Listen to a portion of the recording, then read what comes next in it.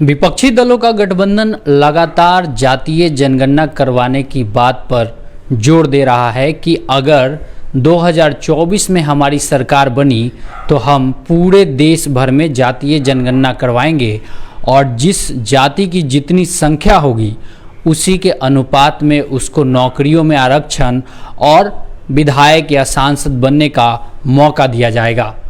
इन सब के बीच आप सभी को पता है कि बिहार में जातीय जनगणना का काम लगभग पूरा हो चुका है और जो डाटा है वो भी सरकार के सर्वर पे, सरकारी सर्वर पे अपलोड किया जा चुका है। इन सब के बीच मैं आपको एक दिलचस्प किस्सा सुनाने जा रहा हूं, जबकि कांग्रेस के एक मुख्यमंत्री ने अपने राज्य में जातीय जनगणना करवाया, लेकिन वो उस जातीय जनगणना के आंकड़े को कभी जारी नहीं कर पाया और उसकी सरकार उस राज्य से चली गई थी। दरअसल हम लोग बात कर रहे हैं 2015 की। 2015 में कर्नाटक के मुख्यमंत्री सिद्धरमैया ने अपने राज्य में जातीय जनगणना करवाई थी आर्थिक आधार पर। उसके बाद उन्होंने उसका आंकड़ा जारी करने के लिए जो समय लिया और उसके बाद उसको उन्होंने पेंडिंग में डाल दिया। वजह क्या है इसकी हम डिटेल में बात करेंगे, क्योंकि आखिर जब जातीय जनगणना जिस नेता का, जिस मुख्यमंत्री का ड्रीम प्रोजेक्ट रहा हो, आखिर उसने वो गणना करवाने के बाद उसके आंकड़े को क्यों जारी नहीं किया। तो दरअसल कर्नाटक में दो बहुत मजबूत ओबीसी समुदाय हैं, एक है वोकालिंगा और दूसरा है लिंगायत। इन दोनों समुदायों की जितनी अभी भागीदारी है, जितना आरक्षण है, या ये जितना दावा करते हैं कि इनकी संख्या इतनी है, उससे 3% 4% के आसपास और कम इनकी संख्या आ गई। दावा ये किया जा रहा था कि 50% से ऊपर ओबीसी हैं, जिनकी संख्या घट के लगभग 43-44% कर्नाटक में हो गई और उसका खामियाजा ये भुगतना पड़ा कि सिद्धरमैया की सरकार अगले चुनाव में हार गई। आप लोग को याद होगा कि 2018 में सिद्धरमैया की सरकार चली गई थी, क्योंकि उनको बहुमत के लायक जितनी सीट चाहिए थी उतनी सीट नहीं मिली। मजे की बात तो यह है कि 2015 में जो जातीय जनगणना हुई थी उसकी आंकड़े 3 साल सरकार में रहने के बावजूद सिद्धरमैया जारी नहीं करवा सके थे, क्योंकि उन्हें इस बात का अंदेशा अच्छे तरीके से था कि अगर जातीय जनगणना का आंकड़ा जारी हो जाता है तो जो राज्य में जो समीकरण है, राजनीतिक समीकरण है, वो पूरी तरीके से बदल जाएगा।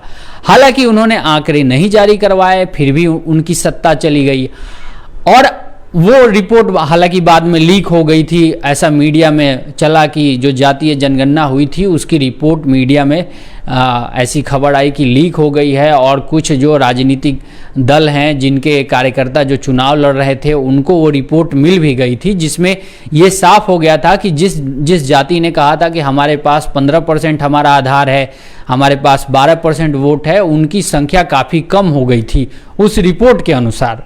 इसकी वजह से सिद्धरमैया ने ये सोचा कि अगर हम ये जातीय जनगणना का आंकड़ा जारी कर देते हैं तो मेरी कुर्सी चली जाएगी। हालांकि उन्होंने नहीं जारी की, तब भी कुर्सी चली गई थी।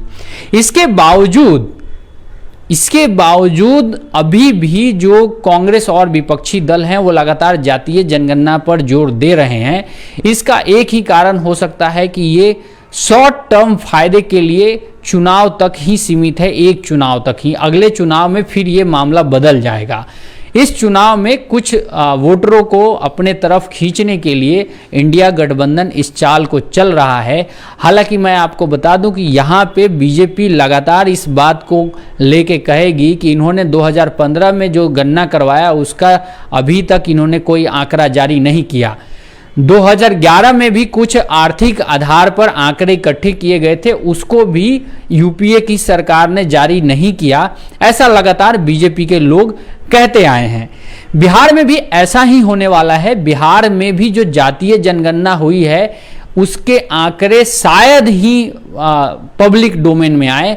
मुझे नहीं लगता है कि बिहार में जो जातीय जनगणना हुआ है इसका आंकड़ा पब्लिक डोमेन में आने वाला है, क्योंकि एक तो ये निजता के अधिकार का उल्लंघन का मामला बन सकता है, क्योंकि मेरे पास कितनी कार है, मेरे पास टीवी है, मेरे पास मोबाइल नहीं है, मेरे घर में कितने सदस्य हैं, उनके साथ उसमें दिव्यांग कौन है, मेरी कितनी शादियां हुई हैं, ये सब कुछ निजता प्राइवेसी का भी मामला है। मैंने बहुत पहले एक वीडियो में कहा था कि अगर जातीय जनगणना पर सुप्रीम कोर्ट रोक नहीं भी लगाता है तो शायद आंकड़े नहीं आएंगे, क्योंकि निजता के अधिकार का उल्लंघन का मामला बन सकता है।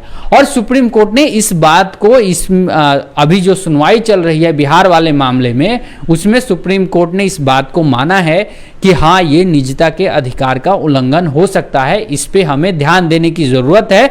आप इसको अपलोड तो कर दीजिए लेकिन प्रकाशित मत कीजिए, पब्लिक डोमेन में मत डालिए।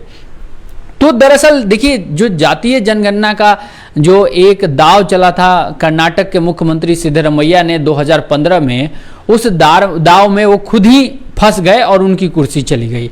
हद तो तब हो गई जब उनकी सरकार 2023 में बनी है। इस साल वो दोबारा वापस सत्ता में लौटे हैं। उसके बाद भी उन्होंने अभी तक जातीय जनगणना जो 2015 में उन्होंने ही करवाई थी, ओबीसी कमीशन के माध्यम से करवाई थी, उसके आंकड़े अभी भी जारी नहीं किए गए हैं। और कमाल की बात यह है कि एक नया उन्होंने पैनल सेट कर दिया है, जो ओबीसी कमीशन, जो कि एक संवैधानिक संस्था है, उसके द्वारा एकत्र किए गए आंकड़े, जो साइंटिफिक आंकड़े हैं, उनके ऊपर वो निर्णय लेगा कमीशन कि इसको कैसे पब्लिश किया जाए, कैसे इसको आगे पब्लिक डोमेन में किया जाए। तो ये हैरानी होती है। यानी कि कुल मिला के जातीय जनगणना का जो मामला है वो एकदम आग से खेलने के बराबर का है। चाहे आप पक्ष में हो या विपक्ष में हो, आप सीधे तौर पर इससे प्रभावित होंगे। नीतीश कुमार ने जो चाल चली है, उस चाल में सबसे ज्यादा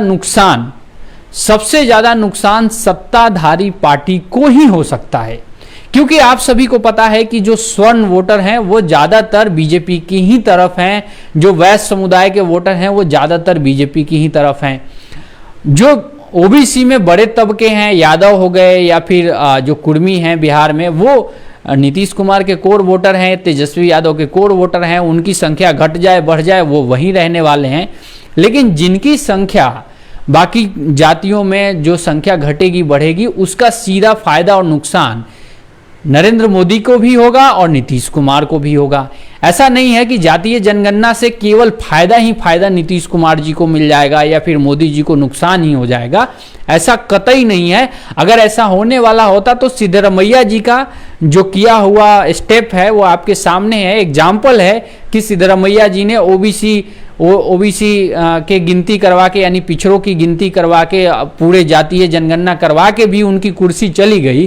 तो इस लिहाज से ये कतई दाव नहीं लगाया जा सकता है कि जातीय जनगणना करवा लेने का मतलब है कि पूरे बिहार में या पूरे भारत भर में जो ओबीसी है, जो पिछड़ा है, वो किसी एक दल को वोट कर देगा।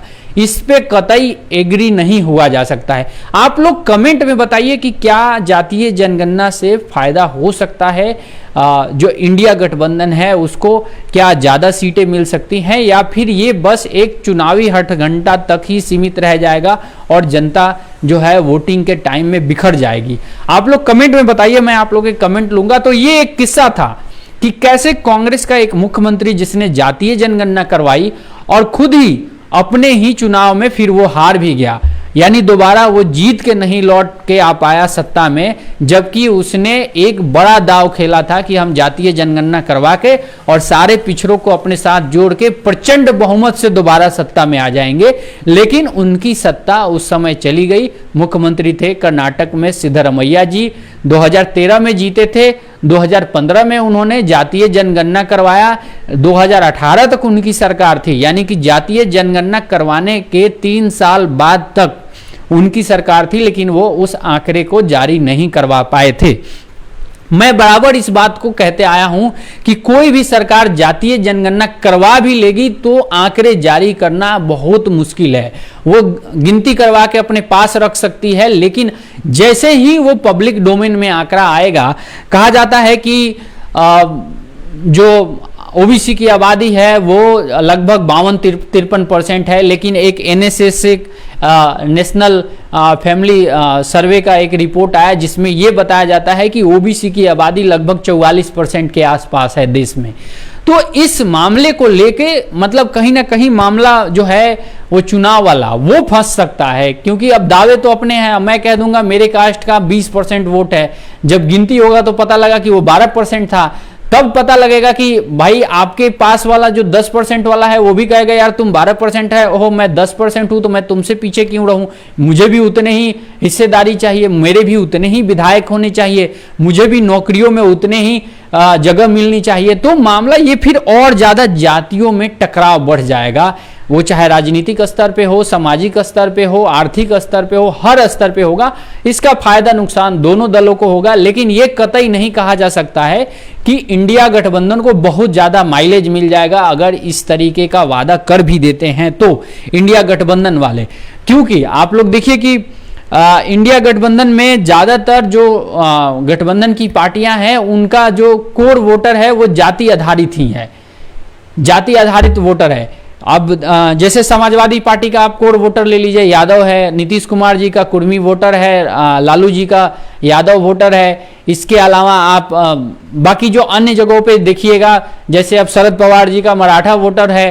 तो ये जो जातीय समीकरण टाइप का है ये बहुत हद तक पहले ही फिट हो चुका है इंडिया गठबंधन में। अब वो कुछ और जोड़ना चाहते हैं, वो कितना फायदे नुकसान होता है हम लोग आगे किसी वीडियो में बात करेंगे। आप लोग अपनी राय कमेंट में जरूर दीजिएगा, मैं आप लोग के राय जरूर लेता हूं। और फिर किसी वीडियो में मिलेंगे, तब तक बने रहिएगा द बिहार मीडिया के साथ। जय बिहार।